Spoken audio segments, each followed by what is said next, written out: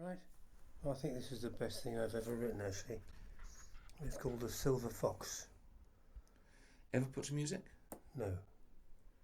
Well, yes, but it's not a good tune, so I think the words suffice. The winter sun was low and cold, the morning bright and clear. The hounds were waiting in the yard. The frosty ground was white and hard. Our breath hung in the air. The squire sat proudly on his horse with a stirrup cup of wine. The huntsman shouted for the kill. The squire cried, "We'll hunt until the silver fox is mine." We rode into the winter day, the squire at our head. We rode all through the countryside. The horns they echoed far and wide, but not a word was said.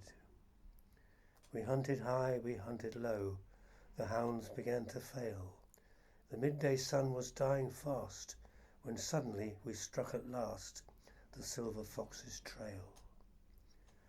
Through mud and frost we hunted him. The afternoon was drear. The sun fell helpless from the sky. The hounds gave out a terrible cry. We knew that we were near. Then, in a clearing in the wood, the silver fox we spied. He turned just like a stag at bay, and to the squire he seemed to say, "There's nowhere left to hide." Upon the waiting pack of hounds he fixed an ancient stare. They stood around him in a ring. They recognized him as a king, and death was in the air. The moon rode through the darkening day and turned the fox to fire. The hounds were silent all around. The silver fox rose from the ground and leapt upon the squire. The squire fell down to the ground. The blood flowed crimson red. The hounds came howling for their prey. They tore their master's throat away and left him lying dead. Oh dear. The silver fox looked at the kill, then slid into the night.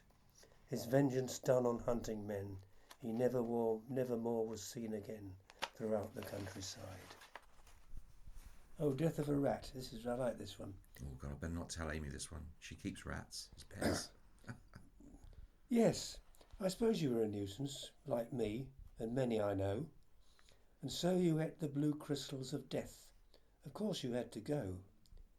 But when I saw your limp grey corpse, the blood drip scarlet and dry, I thought, who made the rules around here, and when, and how, and why?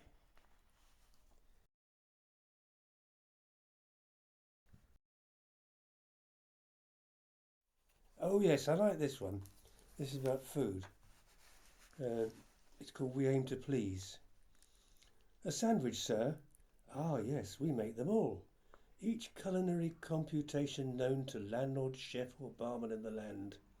From every corner of the globe we cull the choicest mortals, all for your delight. Like fragrant pitta filled with succulent lamb, and minty yoghurt topped with coriander. A crusty ploughman's made with old blue Vinny, bedecked with gooseberry sauce and bright green chives. Salt herring with sour gherkin and tart dill, atop a solid platform of black rye. Sometimes we serve our petit pain garni with truffles, wurst and marinated cep.